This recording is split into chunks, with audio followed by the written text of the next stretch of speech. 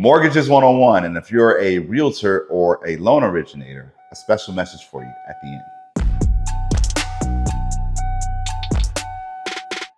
Okay, so we wanted to get back to the basics in explaining all of these different loan programs that we work with and how we're able to get people financing on their homes when maybe some other lenders can't do some things. We're going to peel back the curtain a little bit and help everyone, whether you're an originator or you're a home buyer or you're a realtor. We're going to lay out some things and help, try to, structure some things and give you some understanding about how home financing actually works on the mortgage side, okay? So let's start with this. Mortgages are generally divided into two areas or two categories, okay? And I'm writing on my iPad here at the same time, just so I keep up with things.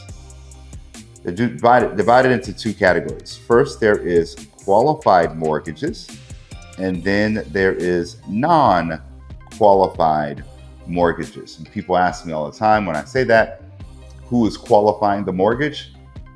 Today, it's the government. Okay? Fannie Mae and Freddie Mac are both owned or under conservatorship by the US government. This happened after the housing crash of 2008, 2009. They're both under conservatorship of the US government. So they have underwriting guidelines that if you're doing a qualified mortgage, you have to meet.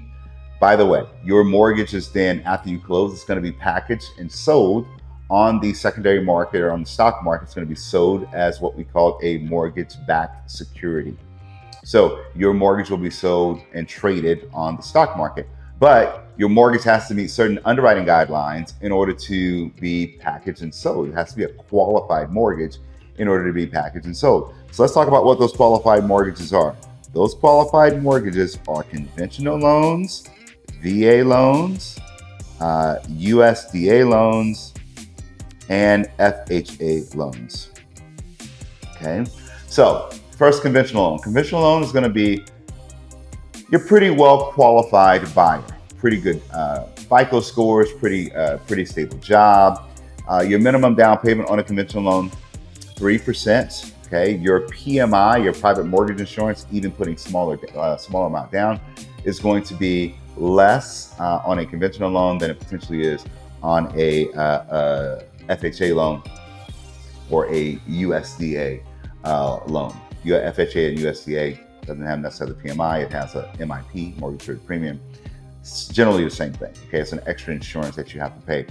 Conventional PMI is gonna be less than it is on those other loans, and I'll get into why that is shortly in a second.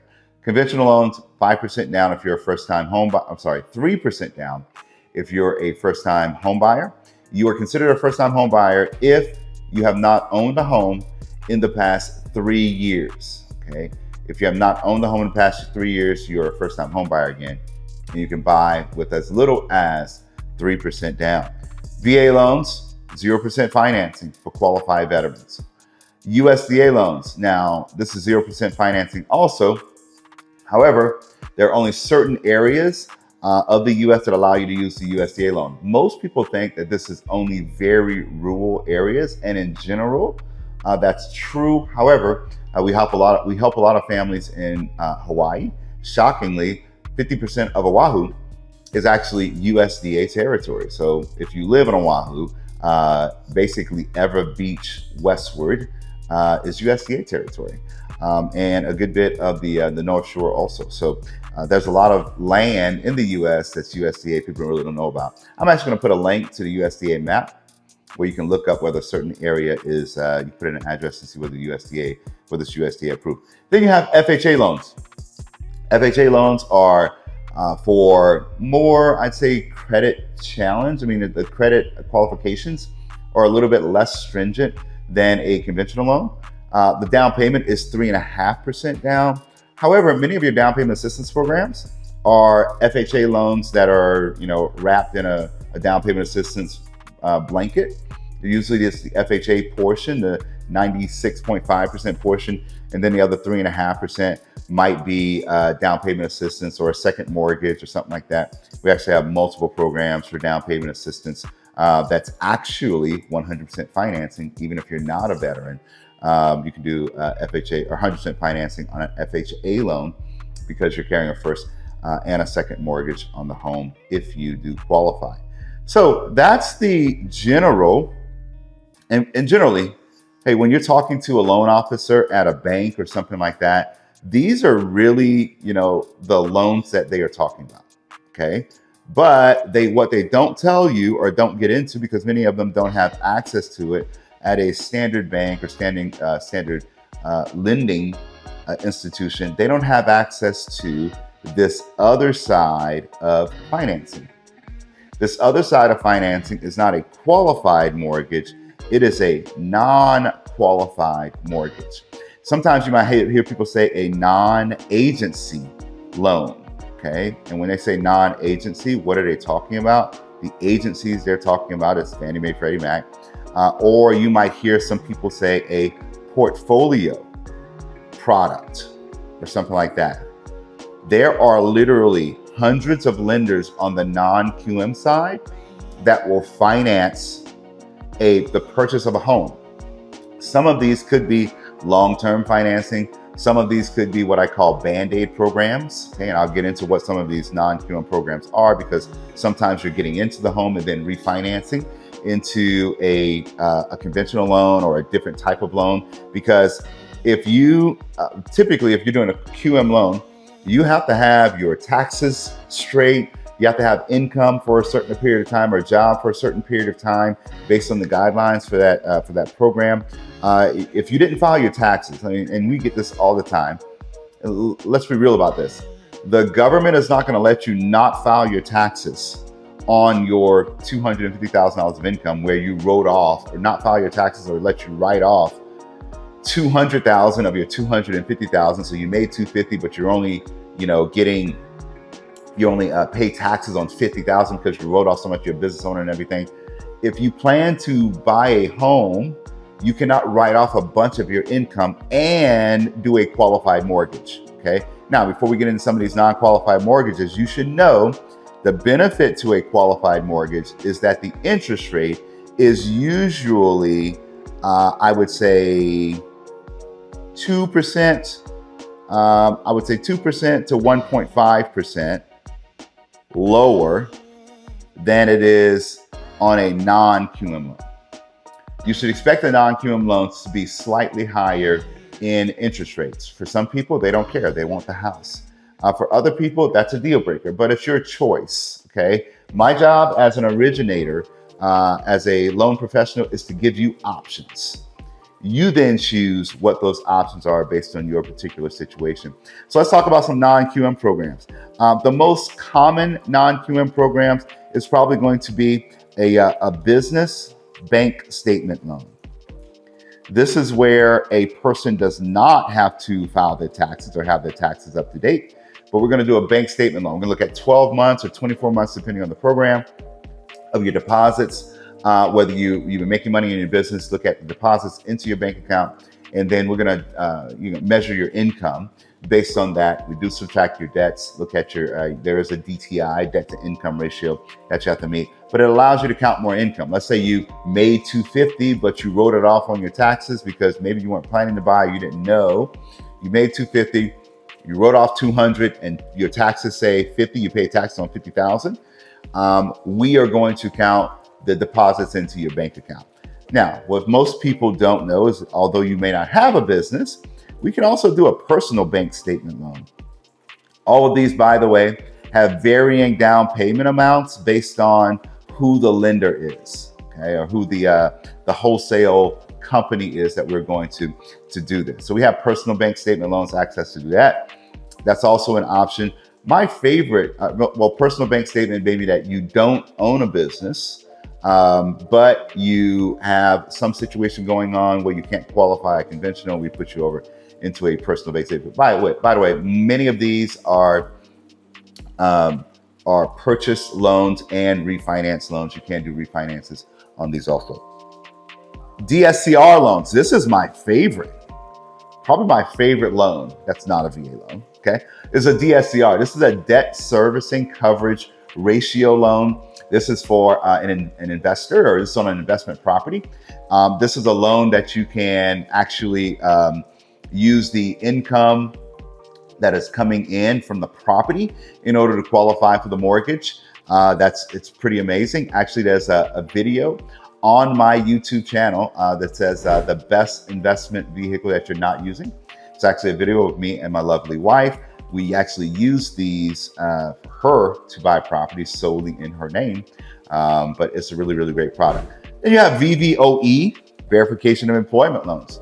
We verify that you have a job, okay? Some other guidelines apply. VVOE loans, you can do those also. I-10 loans. This is for individual taxpayer ID number loans. It's for foreign nationals that are in the U.S. and want to buy a home.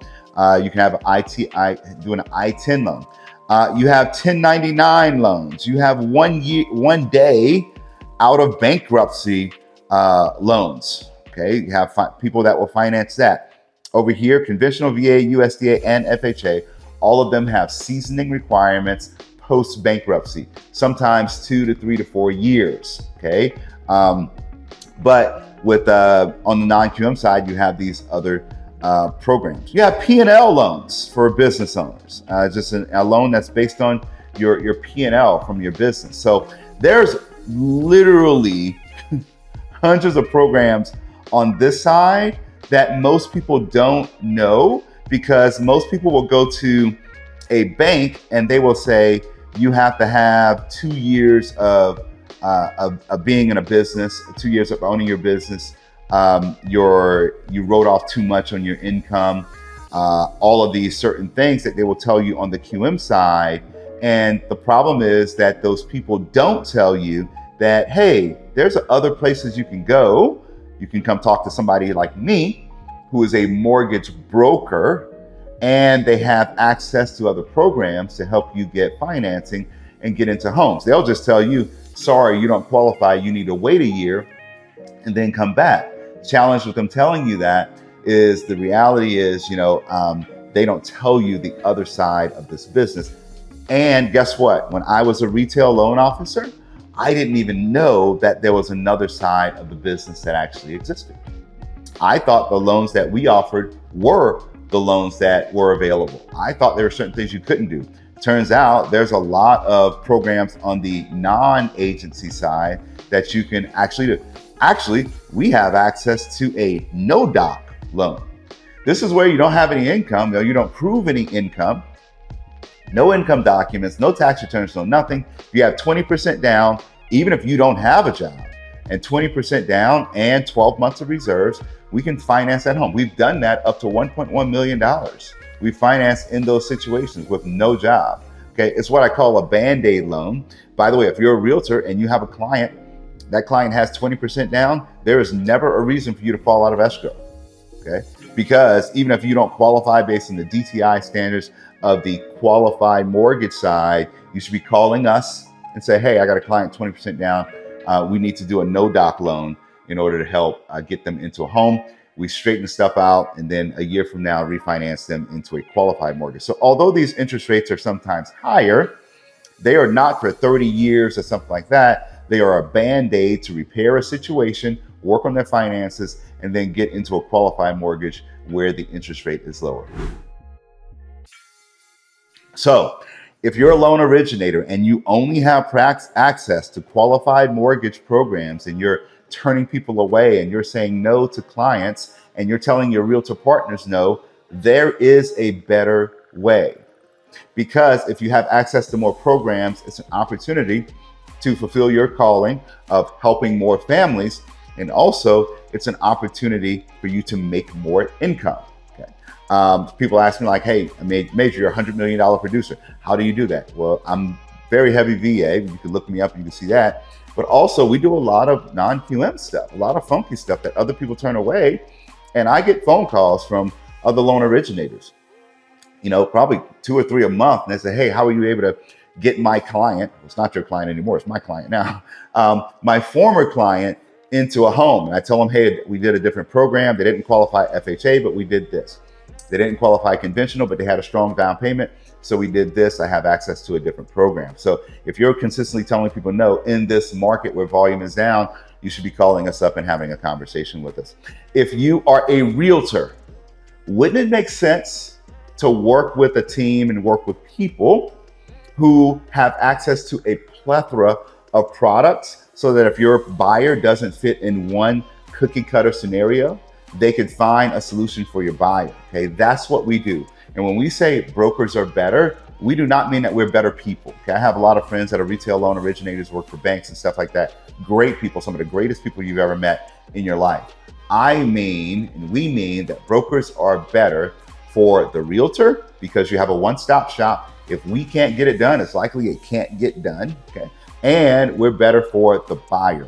We have multiple different lending options for them. Not only do we have multiple different lending options for them, even if they're doing a conventional VA, USDA, or FHA loan, we can shop among many banks to find them more competitive terms and a better rate. And that is a reflection of you, because a happy buyer is a repeat customer year over year over year. Okay. Hopefully you learned something about mortgages. Hopefully you learned about non-QM and QM mortgages. If you have more questions, please reach out to us. We'd love to help you and love to teach you some more about the financing side of real estate. God bless you. See you next time.